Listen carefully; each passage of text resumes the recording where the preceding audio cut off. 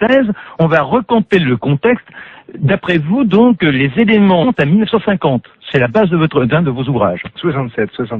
Les éléments remontent à 67. Oui, ah oui, d'accord. Les extraterrestres en tant que tels remontent à 50. Alors d'abord, il y a une chose que je voudrais dire, parce que comme je suis resté quand même 6 ans loin des médias, il y a des gens qui ont lu mes livres, je ne renie rien de ce que j'ai dit et de ce que j'ai écrit. Donc voilà, ça fait le point.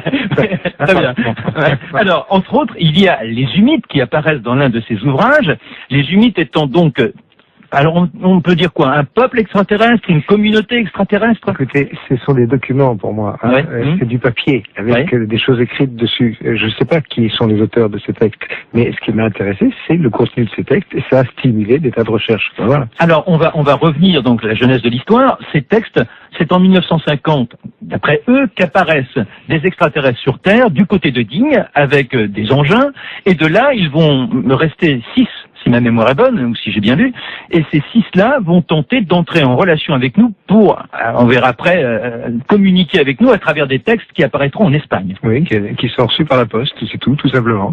Et donc, il y a des centaines et des milliers de feuilles de papier, comme ça, écrits en espagnol. Et moi, la première fois que j'ai eu ça, c'est vrai qu'il y a plein de documents de ce genre-là qui circulent et ils vous tombent des mains au bout de 5 minutes, quoi. Parce que ce sont des trucs auxquels on comprend rien, on perd son temps.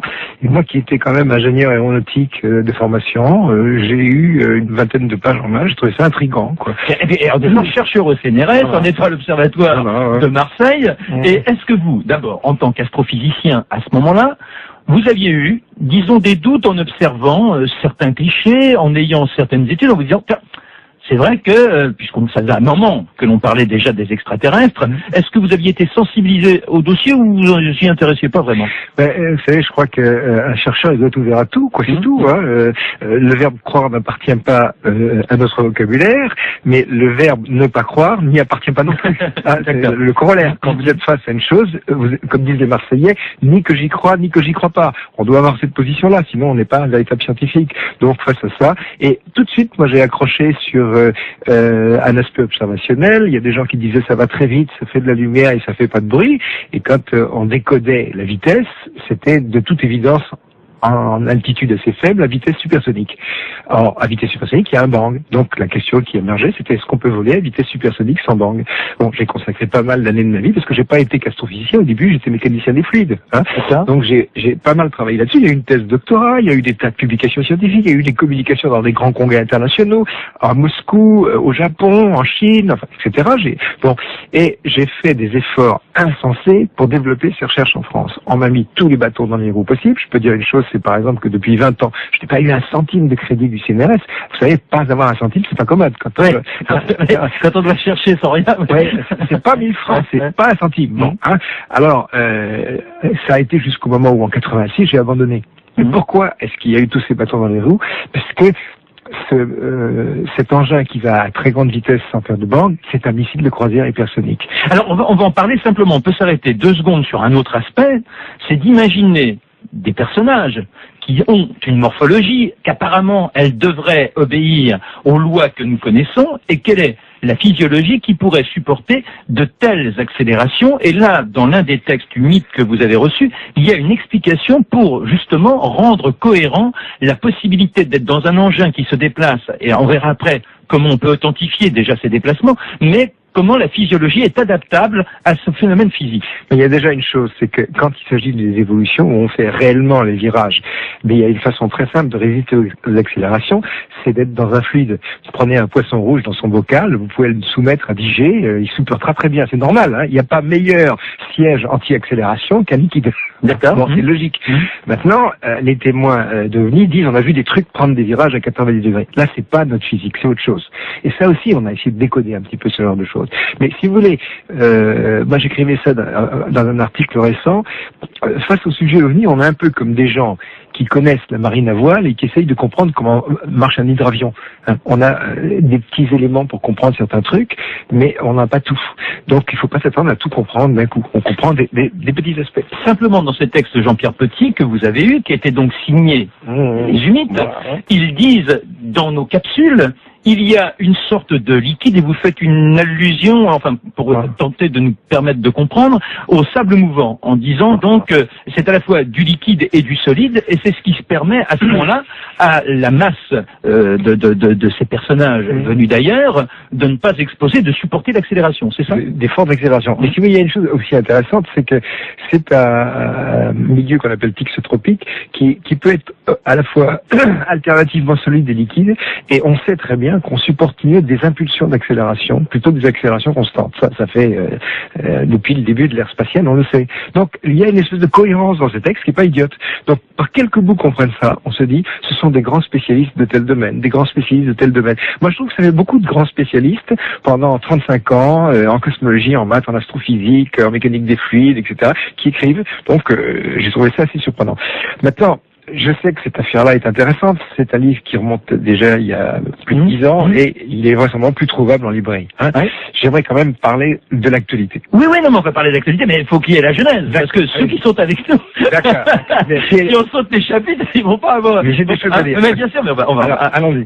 Simplement, dans la logique donc de ces textes que vous avez reçus, que vous consultez, que vous auriez pu rejeter, et que votre curiosité de scientifique insatiable finit par authentifier parce qu'elle y trouve cette curiosité des éléments, vous allez vous-même inventer, à travers des maquettes, l'application de théories qu'ils mettent en exergue, et entre autres donc qui va vous conduire à ces propulsions inimaginables que l'on appelle la MHD. Alors il faut définir la MHD. La MHD, effectivement, peut-être maintenant les gens ont un peu oublié ce que c'est. C'est l'art et la manière de se propulser dans l'air en agissant sur le milieu ambiant avec des forces électromagnétiques. Bon, ça n'est absolument pas de la science-fiction, ça a été inventé par Michael Faraday. Ça remonte pas, et alors, moi j'étais spécialiste très vite dès le milieu des années 60 de ce genre de choses. Je pense que j'étais le meilleur spécialiste français, que je le suis toujours, parce qu'il y en a plus maintenant. Et à partir de, effectivement, des années 66, 67, la France a décidé d'abandonner complètement la MHD, l'Angleterre aussi, toute l'Europe a abandonné, parce que ça coûtait cher et qu'on considérait que ça ne fonctionnait pas. En fait, les gens n'avaient pas compris que la MHD était la clé de la guerre des étoiles, mais à cette fin des années 60, personne ne songeait à une chose de genre. Et je suis allé en janvier 2001 à un colloque en Angleterre qui a été pour moi un choc. Et là-bas, j'ai rencontré une brochette d'Américains qui avaient 60, 70 ans, qui d'ailleurs, quand ils ont su que j'étais là, ils se sont précipités en disant, vous êtes Jean-Pierre Petit, oui.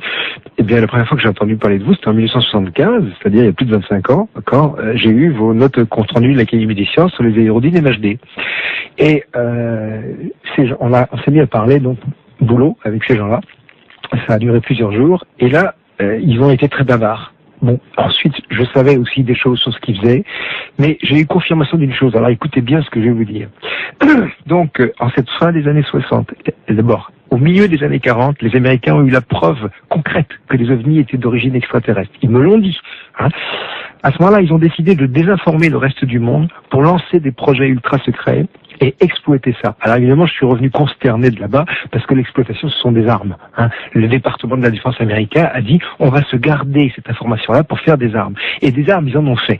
Alors, c'est quoi? Eh bien, c'est une torpille MHD qui va à 2000 km/h sous l'eau. Et ça, je vais écrire un livre, je vais donner des détails techniques là-dessus. Le premier ingénieur venu verra que je ne raconte pas de bêtises. Simplement, aujourd'hui, ces missiles sont opérationnels depuis 20 ans, la torpille. Oui, mais par exemple, que ce soit dans la guerre du Golfe, que ce soit dans les interventions actuelles en Afghanistan, apparemment, il n'y a pas eu ce type... Mais on ne les utilise pas, et on utilise des vieux rossignols. Alors pourquoi ils ne les utilisent pas? Pour que ça ne se sache pas. En fait, le département de la défense américain fait tous ses efforts pour qu'on ne sache pas que ces engins existent. Oui, mais alors quel est l'intérêt de les fabriquer en tant que tels? Parce qu'on les détient, on a une supériorité incroyable. Rendez-vous compte qu'ils ont un hypersonique satellisable qui vole depuis 10 ans, qui s'appelle Aurora, qui vole à 10 000 km/h et à 60 km d'altitude, et qui peut rentrer dans l'atmosphère sans bouclier thermique, avec un bouclier MHD. Ils ont des bombes à antimatière. Mais cette Aurora, par exemple, pourquoi ne pas l'avoir utilisée au moment de la guerre du Golfe? Pourquoi foutre? Parce que y a ces fameux bombardiers furtifs qui sont quand même d'une technologie invraisemblable. Ça suffit, le B2 suffit. C'est pas la peine de sortir Aurora. Vous n'allez pas utiliser un laser d'1 terawatt pour tuer un moustique, ça sert à rien. Sauf que ça vous permet d'afficher toute votre superbe et toute votre... Justement, toute l'astuce des Américains, c'est qu'ils n'ont pas affiché leur supériorité et qu'actuellement les militaires européens découvrent avec stupéfaction qu'ils ont 25 ans de retard sur la technoscience américaine. 25 ans irrattrapables. Alors, mais comment vous avez pu avoir ces informations et parce que le scientifique ne peut pas se contenter d'avoir une information qui ne serait à ce moment-là qu'une rumeur, l'authentification des dites informations sur, par exemple, ces missiles de 2000 km/h. Voilà. Alors, effectivement, au niveau de la rumeur, on peut raconter n'importe quoi. Voilà.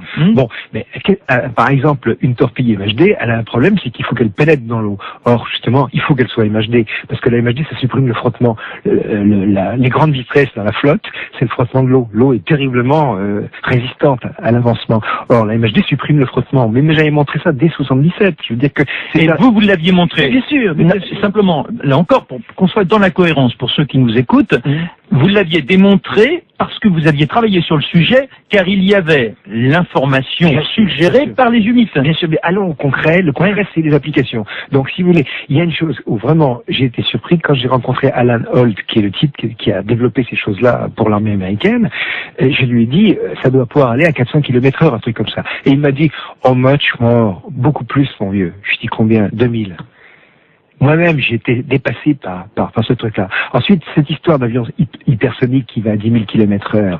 Bon, il y a un problème, c'est l'entrée d'air. L'air est recomprimé à très haute température, et moi, je comprenais pas comment on pouvait envisager une croisière.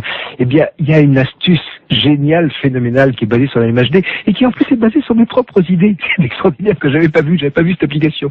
Donc, si vous voulez, quand j'ai rencontré ces gens-là, j'ai réalisé que dans les black programmes américains, dans les programmes de pointe comme ça, je suis perçu comme le Louis Blériot de la MHD. Alors quand on dit black programme, c'est-à-dire les programmes au noir, quoi. Programmes au noir. Ce qu'on ne connaît pas, quoi. Des programmes au noir, je veux dire que là, il y a eu une politique à partir de ces débuts des années 70, même fin 60. On développe des trucs, mais il faut absolument pas que ça se sache. Et le développement, c'est l'Air 51, c'est des trucs qui sont souterrains. Aurora, qu'est-ce qui s'est passé un jour? Il y a un type qui a pris des photos, il a vu un truc passer qui allait à une telle vitesse. Il s'est dit, c'est pas possible, ça va incroyablement vite. Bon, maintenant, on sait pourquoi la traînée avait cette forme. Nous sommes avec Jean-Pierre Petit, astrophysicien, directeur de recherche au CNRS. Son dernier ouvrage que vous trouvez dans toutes les librairies, en particulier en collection poche, On a perdu la moitié de l'univers. Et donc, il sera l'un des participants au festival Sciences Frontières à Cavaillon qui débute le 22, donc après-demain, et qui se poursuivra jusqu'au 26. Avec Jean-Pierre Petit ce matin, donc astrophysicien, directeur de recherche au CNRS, je dirais le mauvais canard de la recherche. Il y en a beaucoup qui voudraient lui faire fermer le bec. Alors il y a ces ouvrages qui nous permettent d'aller plus loin. Un site internet aussi? Oui. Allez-y, donnez le... www.jp-petit.com. D'accord. Voilà. Hein, alors moi j'y connais rien, mais bon, il suffit de taper le truc et ça marche tout seul. Donc votre ouvrage, On a perdu la moitié de l'univers, et puis également Enquête sur des extraterrestres qui sont déjà parmi nous aux éditions Albin Michel, Enquête sur les ovnis également chez Albin Michel, et ce festival Sciences Frontières à Cavaillon à partir d'après-demain et jusqu'à dimanche prochain. Alors, Jean-Pierre Petit, non seulement il y a ces armes, cet avion, etc., donc qui volerait de temps à autre, mais je voudrais aussi qu'on s'intéresse à un moment, là on oublie les Américains un instant, pour une information que vous avez remarquée du côté des Soviétiques avec Sakharov. Sakharov qui, dans un discours, lorsqu'il reçoit le prix Nobel, donc fait allusion d'une certaine manière aux extraterrestres. Vous l'avez remarqué, oui. Bah oui, attendez, moi quand je dis. Hein. Dans son discours de réception de prix Nobel, c'est extraordinaire, mais personne n'a fait attention à cette époque, personne n'a fait attention. Le texte, vous l'avez, bon... Pour résumer, parce que donc il dit, de façon très claire, et c'est en ponctuation de son discours, qu'il y a des... Voilà, c'est la conclusion de son discours de réception de prix Nobel. Il dit que l'attitude de recherche vis-à-vis de ces écoutes de messages est extrêmement importante parce qu'on pourrait avoir un contact avec. Et moi, je pense que peut-être ce contact, il l'a eu. Alors, d'autant plus qu'apparemment, l'origine de son prix Nobel, les travaux qu'il a menés, sont plutôt, je dirais, proches de ce que, développaient une partie de ce que vous aviez abordé, vous, comme recherche. Je pense pas qu'il ait eu le prix Nobel pour... Est-ce qu'il n'a pas eu le prix Nobel de la paix, tout simplement par... Ah oui, peut-être, oui, d'accord. Non. Bon, il a fait des travaux de cosmologie et moi, je savais pas. J'ai sorti mon premier travail en 77. J'ai appris 10 ans plus tard qu'il avait travaillé là-dessus. Donc, je trouvais ça assez étonnant. Il y a aussi une chose que les gens ne savent pas, et ça, c'est développé dans je trouve mon meilleur bouquin, c'est Les Enfants du Diable, chez Albin Michel, qui est sur le rapport entre l'armée et les scientifiques. Et là-dedans, il y a toute une annexe. On voit que Sakharov, c'est le père de la MHD russe. Donc c'est assez curieux. Il y a une similitude MHD Cosmo, pareil, quoi. Alors, Au-delà des armes, je dirais, à moins que vous ayez encore un ou deux éléments à nous donner, mais c'est déjà pas mal de prévoir qu'il y a... Alors allez-y. On découvre maintenant, par exemple, que Américains et Russes ont développé des armes bactériologiques complètement phénoménales. Je voudrais donner une précision, c'est que lorsque j'ai écrit le livre sur les humides, donc en 92, ça commence par une évocation de la lettre du Golfe, la lettre que les Espagnols avaient reçue quelques jours avant le déclenchement des hostilités. Et j'ai pas reproduit cette lettre. Je l'ai pas reproduite parce que j'ai pas osé. Parce que dans cette lettre, il y avait un passage disant nous vous avertissons que Saddam Hussein a implanté dans les pays occidentaux 65 commandos équipés avec des armes bactériologiques prêts à empoisonner les gens. Mais Jean-Pierre Petit, quand on a ce type d'information, quelques mois, quelques semaines avant la guerre du Golfe, on peut se dire aussi qu'il s'agit là d'une manipulation des services secrets américains. Pourquoi pas? Écoutez, est-ce que c'est une hypothèse que vous ayez envisagée? Franchement, dans cette lettre, il y avait le détail de toutes les cibles qui allaient être attaquées par missiles de croisière. Il y avait la description du GPS qui était pratiquement inconnu à l'époque, donc qui était ce qui allait donner la supériorité des Américains. Les Irakiens avaient dit, les Américains vont se perdre dans le désert, mais quand vous avez un GPS, vous vous perdez pas. Donc, ils ont écrasé complètement les Irakiens. Tout ça, c'était décrit par le MUL dans ce texte. Alors, pourquoi voulez-vous que des services secrets américains, plusieurs jours avant, dévoilent l'essentiel des plans de bataille? C'est absurde. Alors, pour autant, comment se fait-il qu'il n'y ait que quelques personnes qui se retrouvent au contact de ces personnages venus d'ailleurs, qui donnent des informations extrêmement dérangeantes et qui peuvent permettre aussi d'aller plus loin dans la recherche? Et si on suit votre hypothèse, qui est extrêmement cohérente dans son développement à travers vos ouvrages, donc que l'on arrive à ces armes inimaginables que détiendraient les Américains, j'aimerais savoir pourquoi avoir choisi des Espagnols et comment les avoir choisis? À un moment donné, vous dites c'est parce que, d'après les extraterrestres en question, c'est parce que les personnages contactés n'ont pas tout à fait les mêmes capacités cérébrales que les autres, c'est ça? Oui, mais surtout il y a une chose, c'est que les Espagnols, c'est ceux qui ont parlé, mais il y en a plein. Il y a un réseau français. On n'a jamais pu foutre la main dessus. Il y a des Français qui sont dans cette affaire-là. Bon, moi, vous n'êtes pas de ce réseau et pourtant on aurait dû vous contacter.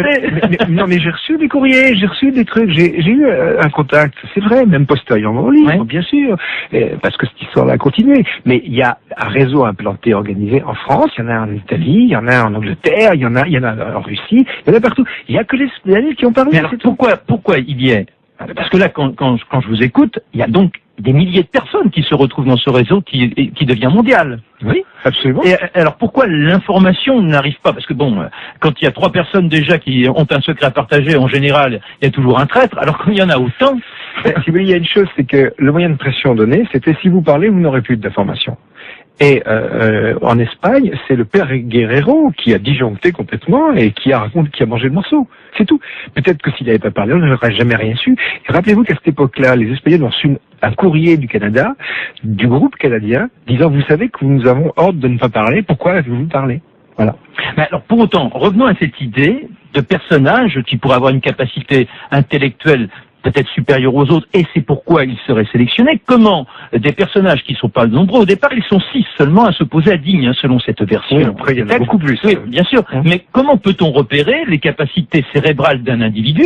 Parce que même quand on ne le connaît pas, il n'y a pas de possibilité de savoir, moi si je suis extraterrestre, repérer Jean-Pierre Petit, de me dire ce type-là il est plus intelligent que les autres, c'est pas évident. Justement, ils ne cherchaient pas les gens intelligents, parce que les gens intelligents, il y a un document qui dit nous excluons les scientifiques parce que ce sont des gens qui sont capables d'apporter la preuve de notre existence que nous ne souhaitons pas. Donc ils ont pris une frange moyenne. Mais alors pourquoi se faire connaître si on veut pas être connu? Puisque là, c'est une expérience sociologique, c'est tout. C'est-à-dire, on prend un échantillonnage de gens et, par exemple, les Espagnols choisis ont été choisis au hasard dans l'annuaire. Carrément. D'accord, mais avec une certaine catégorie socio-professionnelle. On leur a envoyé des textes et on a voulu voir comment ils réagissaient. Et comment ils réagissaient de 2 façons. La première, c'était leur discours, mais aussi l'analyse à distance de leur circuit encéphalique. C'est-à-dire que nous savons maintenant faire des scanners, des choses comme ça. Il y a même des recherches, il y a des gens qui sont capables d'avoir une image en 3D du cerveau et quand on pose une question à un type, on voit des petites lumières qui s'allument, on voit comment la vascularisation change, etc. On imagine très bien que des gens puissent, dans 3 siècles, faire ça à distance et qu'on sache comment le cerveau réagit. Oui, mais à ce moment-là, il n'aurait même pas besoin. Si on a une telle avancée technologique... Il faut le stimulus, il faut les textes. Donc ces gens-là, on leur demandait de lire les textes à voix haute. Donc en lisant les textes à voix haute, ça crée une réaction dans leur encéphale qui était enregistrée. C'est ça le but de la manie. Bon, alors, là encore... il y a des informations qui nous sont données sur la morphologie de ces humites. Et moi, Ils sont hypothétiques, vous savez, peut-être. Oui, voilà. Parce qu'à ce moment-là, ils peuvent dire n'importe quoi. Peut-être qu'ils font 1m10 et qu'ils se font passer pour des mecs d'1m80. Peut-être, on n'en sait rien. Tout simplement, faut qu'ils soient proches de nous. Dans leur apparence, parce que sinon on les aurait repérés. Il n'y a pas de petits hommes rouges. Il faut que ce soit des gens qui soient proches de notre morphologie humaine. Oui, là, vous voyez, par exemple, on parle de choses qui sont hypothétiques et, comme je vous ai dit, le verbe croire n'appartient pas au verbe scientifique. Donc, on parle de ces gens comme s'ils existaient, ce que je n'ai jamais affirmé. Donc, ça, par contre, je voudrais... Non, mais alors, simplement, pour essayer de comprendre, parce que c'est ça la démarche intéressante, c'est que vous vous référez à des textes qui vous permettent des avancées. On va voir qu'il y en a d'autres, parce qu'il n'y a pas que les militaires, des avancées dans la pensée. Et, donc, vous les authentifiez d'une certaine façon, puisque vous suivez les pistes qui vous le suggèrent. Ils sont fonctionnels. Voilà, mais pour autant, donc, vous n'êtes pas sûr que ces humites existent véritablement? Et à la limite, je m'en fous. Le problème, c'est de comprendre votre la question à me poser, c'est est-ce que ces textes fonctionnent? Ma réponse, c'est 100% oui, ils fonctionnent. Maintenant, qui est-ce qui les a écrits? Je ne sais pas. Vous savez, il y a le juge d'instruction et le jury. Moi, je ne suis que le juge d'instruction. Ne me demandez pas de donner une conclusion pour le procès. Par contre, ce que je voudrais vous dire, qui est un peu une retombée de cette visite à Brighton, je suis revenu de là-bas consterné. Parce que j'ai réalisé une chose, c'est qu'en 53 ans, qu'est-ce qu'ont fait les terriens d'informations extraites de ce dossier OVNI? Des armes uniquement. Et franchement, quand on voit ça, on se dit, je serai extraterrestre, ces gens sont fous. Vous comprenez? Les terriens s'en foutent. Mais parce que ces gens-là m'ont raconté ça avec toute candeur. Nous avons des torpilles, nous avons des avions, nous avons des bombes antimatières. Qu'est-ce qu'on s'amuse, c'est formidable. Moi, j'étais consterné. Mais n'est-ce pas la misère de la pensée humaine? Parce que quand on regarde l'histoire, quelle qu'elle soit, c'est toujours à travers l'armement que l'on développe les plus grandes, les plus grandes filières de pensée. C'est là où on s'investit le plus. C'est dans l'armement, dans la recherche de l'armement. Dans mon livre Les Enfants du Diable, j'ai montré comment justement cette espèce de folie était née avec le projet Manhattan et tout ça. Mais ça continue. Regardez, on découvre que les Russes avaient fabriqué des quantités hallucinantes d'armes bactériologiques. Il y a même un journaliste qui a interviewé un scientifique russe. On s'aperçoit que le type, il est pris dans son truc et il se pose même plus la question de savoir à quoi ça peut servir. C'est simplement, c'est fascinant. C'est magnifique, c'est extraordinaire. Mais ils sont quand même candides, les humites, s'ils existent, parce qu'ils nous mettent sur des pistes et après ils s'étonnent qu'on en fasse ça. Non, disons que moi j'ai peut-être été une bavure pour eux parce que ces trucs-là étaient peut-être pas faits pour être compris, du moins si facilement. J'ai quand même travaillé des milliers d'heures, pour arriver à sortir ces trucs-là. Les gens qui s'imaginent qu'on va lire un texte comme ça et sortir quelque chose, ça marche pas, quoi. C'est tout. Mais il faut bien que les Américains aient eu aussi connaissance de ces textes. Ils n'ont pas eu que ces textes, ils ont eu des épaves, ils ont eu des informations, ils avaient des enregistrements. Pensez donc, à partir du moment où on se dit que les gens sont pas des imbéciles, il y a une tapée de choses à faire. Il y a à équiper les avions de chasse avec des bonnettes spectrographiques pour avoir des spectres d'OVNI. Il y a étudier les traces biologiques après les atterrissages. Il y a des tas de choses. Et puis quand on a des épaves, on a des informations extrêmement importantes. Et les Américains de Brighton m'ont dit, on a vu ça, c'est vrai, ils l'ont confirmé. Petit, qui est l'un des participants au festival Sciences Frontières, donc à Cavaillon, début après-demain, astrophysicien, directeur de recherche au CNRS. On a perdu la moitié de l'univers chez Hachette, le dernier ouvrage, et qui est maintenant en poche. Alors, il y a des pistes invraisemblables qui apparaissent dans ces textes humites, et en particulier, alors, il y a les univers gémellaires, vous allez nous dire ce dont il s'agit, la courbure de l'univers, les formes des galaxies, comment on pourrait les expliquer, etc. La vitesse de la lumière, qui est l'un des grands mythes, et qui alors serait variable. Écoutez, il y a une chose, c'est que depuis janvier 91, mes travaux, je les mets entre guillemets, parce que c'est des travaux que j'ai fait à partir de ces choses-là, commencent à apparaître dans des revues, pour la science en parle, Science et Avenir, etc., etc. Et à chaque fois, on dit des Américains ont trouvé ceci, des Américains ont trouvé cela, et c'est vrai que c'est un petit peu, il y a de quoi être un peu amer parce qu'on se dit voilà mes idées qui commencent à apparaître. Mais c'est le lot du novateur, mon cher Jean-Pierre. Sous d'autres noms. Alors il y a un truc par exemple, c'est que il y a un gars qui s'appelle Moffat, qui est un Canadien, qui est persuadé qu'il a inventé le concept de vitesse de lumière variable en 93, alors que moi j'ai publié en 88-89 des travaux en Modern Physics Letters. Alors je lui ai écrit, il m'a pas répondu. C'est très emmerdant de découvrir qu'on n'est pas le novateur. Mais la faute de tout ça, c'est votre patronyme. Petit, il fallait vous appeler grand. Petit reste petit. Je sais pas. Quand vous cherchez un exemple, où est-ce qu'on trouve pour la première fois mention de modèle à vitesse de lumière variable dans ces textes humides? Alors il n'y a pas de problème. Et donc qui remonte à quand? À 1950, 1960? Alors diffusion 66. 66-67. Et là-dedans, toutes ces descriptions sont le modèle vitesse lumière variable. Alors moi, j'ai fait des travaux là-dessus que j'ai publiés en 88-89. Mais sinon, c'est une piste à laquelle vous ne seriez jamais arrivé. Bien sûr que non. Vous vous rendez compte, faire varier la vitesse de la lumière, il faut être fou. Voilà. Et maintenant, regardez, ça commence à être à la mode. Hein, bon. Et puis la pluralité cosmique, le fait qu'il n'y ait pas un seul feuillet d'univers, ça commence à être à la mode aussi. Doucement, ça vient. Alors il y a un truc merveilleux, il y a un Américain de New York qui m'a écrit, lui il découvre la vertu des particules à énergie négative, autrement dit l'univers jumeau, quoi. Hein. Mais alors il y a aussi un Chinois, de Hong Kong qui travaille, et ils ont découvert mon site internet, ils ont découvert mes travaux là-dedans. Ils ont été stupéfaits parce qu'ils croyaient être en avance alors qu'ils s'apercevaient que je faisais plein de choses. Et à ce moment-là, ils ont cherché Marseille dans un atlas pour savoir où c'était. Ils se sont dit, où est-ce qu'il est, ce type? Ils ont regardé. Il y avait un Chinois et un Roumain qui sont adorables, comme ça. Ils m'ont écrit un message en disant que lorsqu'on a vu vos travaux sur votre site, on s'est invité de chercher où était Marseille. Alors, pour ceux qui s'intéressent à la science aussi, il y a la recherche sur ce que l'on appelle l'antimatière. Et alors, dans ces textes humides, il apparaît clairement qu'il y ait là encore des indications, puisqu'ils disent c'est à partir de 100 millions d'atmosphères que la matière devient antimatière. Oui, alors ça c'est une énorme problématique justement. C'est un problème de physique théorique. Et moi, ça m'a été confirmé à Brighton. Je veux dire que les Américains ont fait des expériences de compression thermonucléaire à très haute pression. Ça, c'est normal, parce que quand vous faites des explosifs, vous utilisez ce qu'on appelle les charges creuses. Les charges creuses, vous savez que les charges creuses, ça permet de percer les blindages de chars. Bon, c'était normal de faire des charges creuses thermonucléaires. Pourquoi faire? Pour arriver à atteindre les bunkers. Et vous vous rappelez que Reagan avait un bunker dans les Rocheuses qui était à 1500 ou 2000 mètres de profondeur. Tout d'un coup, on apprend une chose, c'est que ce bunker est abandonné et que désormais, en cas de guerre nucléaire, Reagan prendra place dans un 747, c'est-à-dire dans un truc en papier de chocolat. Vous vous rendez compte, on construit un abri à 2000 mètres de profondeur. Non, ça marche pas. Pourquoi ça marche pas? Parce qu'on est capable de faire des trous de 2000 mètres. Et comment est-ce qu'on fait ces trous avec ce genre d'armes?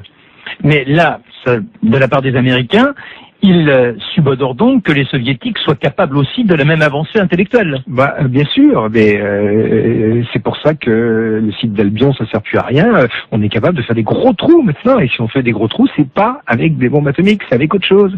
Et moi, j'ai eu confirmation, les Américains détiennent des bombes à antimatière. Et ces bombes à antimatière, elles ont une dangerosité maximale, car on peut réduire leur charge à 3 fois rien, à 40 tonnes de TNT. C'est gros comme une balle de golf. Hein. Et avec une navette spatiale, on peut arroser un pays avec ces genres de balles de golf et le ravager sans créer d'hiver nucléaire. Donc l'équilibre de la terreur, c'est fini. Vous notez bien ça. C'est une information importante. Nous sommes restés en paix grâce à la monstruosité de nos armes thermonucléaires. Maintenant, ce truc-là est terminé. Et ça ne se sait pas.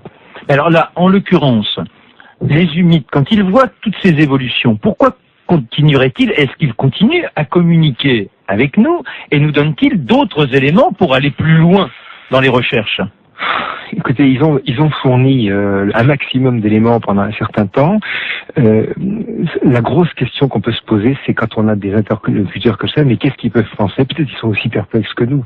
Je vous assure que l'incidence que ça a eu sur moi en tant qu'homme, c'est pas de me poser la question de savoir comment est fait un extraterrestre ou que ce soit. C'est un regard sur l'humanité. Je n'avais jamais regardé l'humanité avec le regard que j'ai eu avant d'avoir lu ces textes.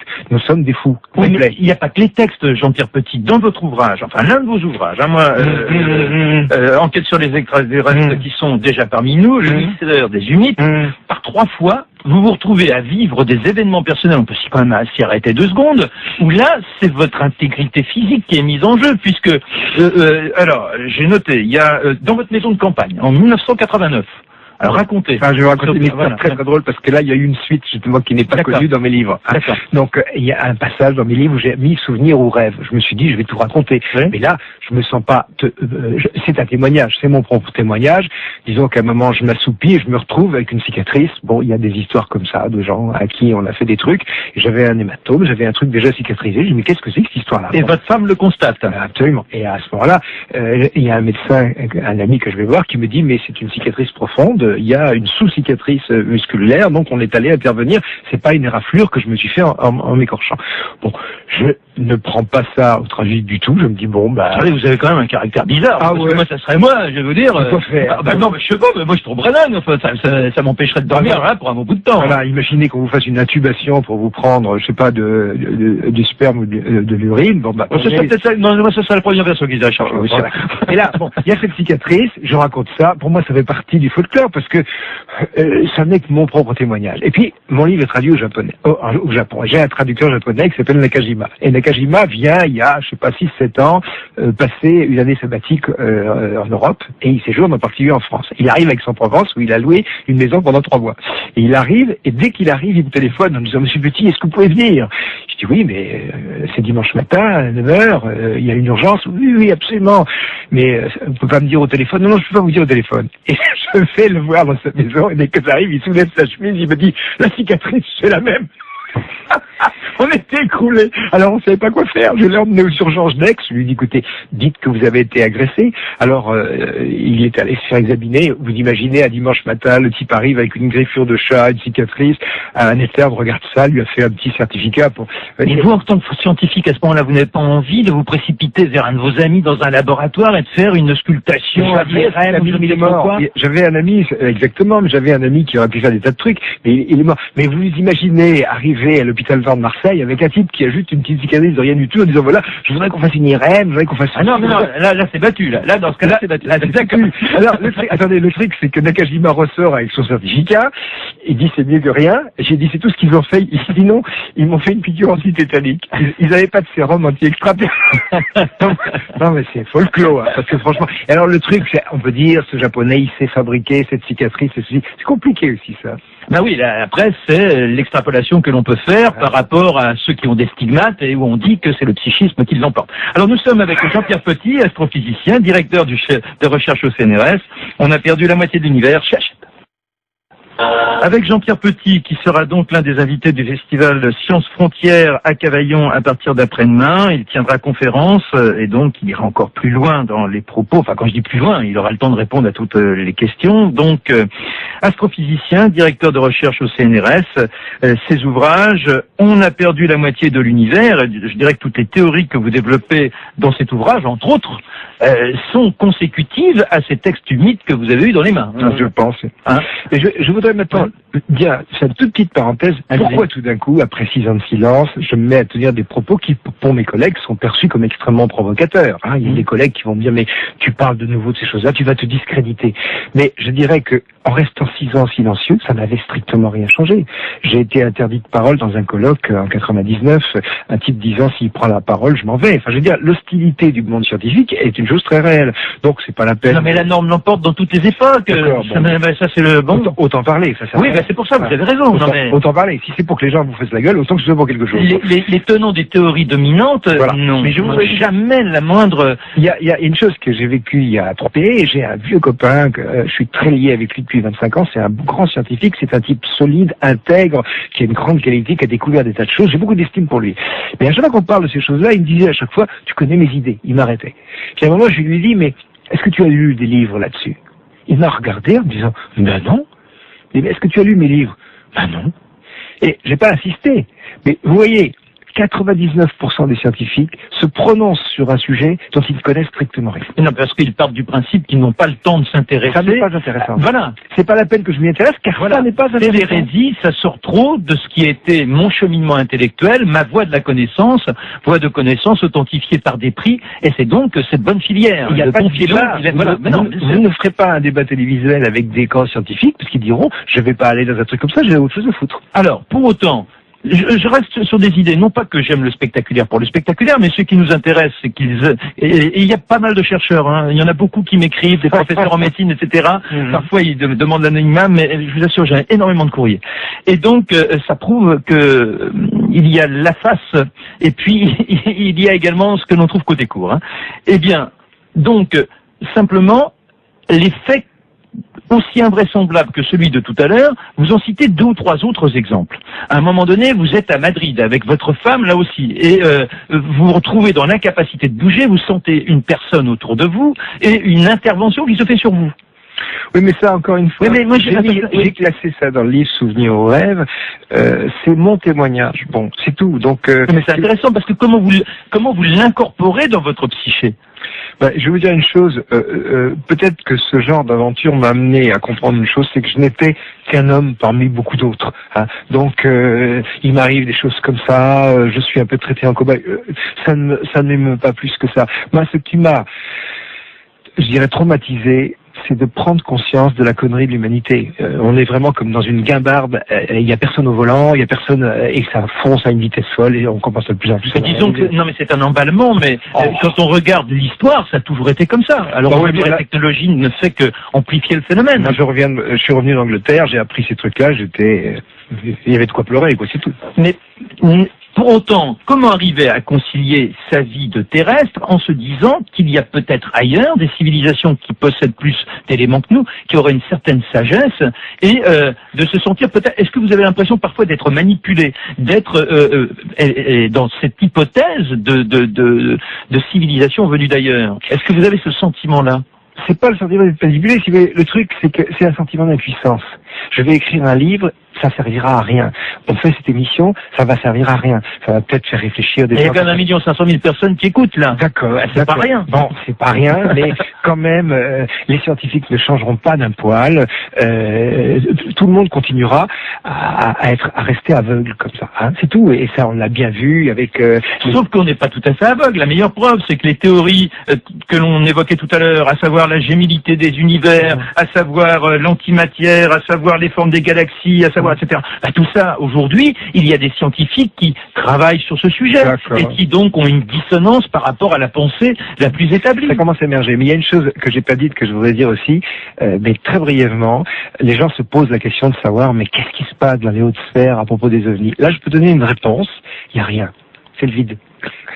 Si vous montiez dans les hautes sphères européennes, françaises ou n'importe quoi, les gens ne s'y intéressent pas. Il n'y a pas, alors qu'en Amérique, c'est un sujet hyper pointu, quoi. Alors, il y a également un autre domaine sur lequel j'aimerais que l'on s'arrête une seconde, c'est celui de l'hypothèse, parce que c'est une belle hypothèse suggérée dans ces textes humides qui dit, en réalité, chaque être composant notre humanité est une sorte de particule, et il y a une sorte de ramification globale qui crée une sorte de grand réseau, et nous serions en réalité, il y a une sorte d'entité à travers la Terre, c'est ça? Disons que un grand cerveau. Il y a énormément de documents qui ont été émis et reçus, il y en a qui n'ont pas été diffusés. Et on les a pas diffusés parce que on a pensé que ça créerait des sectes ou des choses comme ça. Et ces documents traitent de la métaphysique. Alors justement, et la métaphysique, eh bien, c'est quelque chose qui ne se dissocie pas de la physique. Il y a des gens qui commencent maintenant peut-être à penser à ça, parce que ce qui est aberrant, c'est que pour le scientifique, un être humain, c'est une machine. Vous avez Edelman qui a écrit « Je suis persuadé que nous fabriquerons un jour des robots pensants et conscients ». Alors nous sommes des robots, nous sommes des machines langagières, disait Lacan, nous sommes des machines cybernétiques. Non, nous ne sommes pas que des machines. Et la conscience, par exemple, quand il y a des livres qui sont du genre du singe à l'homme, hein, qu'est-ce que c'est qu'un homme? Coppens, dans un bouquin, résolvait ça par une entourloupe. Si on devait poser la question, qu'est-ce que c'est que l'hominisation? Qu'est-ce qui fait que tout d'un coup un primate devient un homme? Est-ce que c'est quelque chose qui se fait continuellement, ou est-ce que c'est quelque chose qui se fait d'un coup? Il y a un grand mystère là-dedans. Non, mais de la même façon, qu'est-ce qui permet à la fourmi d'être une sorte de batifoleuse inconsciente, et pour autant le groupe fourmi d'avoir une gestion d'ensemble qui donne une cohérence des plus troublantes? L'hypothèse centrale de la science, c'est tout se passe dans un univers à 4 dimensions. Nous sommes en train de nous parler, j'échange avec vous des ondes sonores et je n'échange que ça. Toute communication qui serait extrasensorielle est à proscrire. Or, toute notre physique passe par l'extension du nombre de dimensions. Hein, c'est pas 4, ça va être 10. Bon, dans un truc à 10 dimensions, il s'en passe des choses. Il y a des canaux informatifs évidents. Hein. On ne peut pas se limiter à ça. Mais selon cette théorie, et on terminera là-dessus, c'est quand même formidable parce qu'ils disent, ils suggèrent que nous pourrions être comme le corps en homéostasie, plus ou moins stable, hein, et où chaque individu, agissant en particules, il a l'illusion de l'autonomie, mais à la fin, ça crée une grande ramification d'ensemble. Nous sommes même psychiquement des éléments d'un ensemble. Voilà. Jean-Pierre Petit, merci beaucoup d'avoir eu la gentillesse de renouer avec les médias en notre compagnie. Et puis, ceux qui se trouvent du côté de Cavaillon, ça vaut même la peine de se déplacer, de faire un saut d'avion ou de train ou de la voiture. Donc, à Cavaillon, à partir du 22 jusqu'au 26, avec entre autres Rémi Chauvin, Patrice Serre, René Péoc, Jean-Pierre Lantin, le père François Brune, Didier Van Kovlart. Et votre dernier ouvrage, On a perdu la moitié d'univers, c'est un ouvrage à lire parce qu'il ouvre bien des perspectives.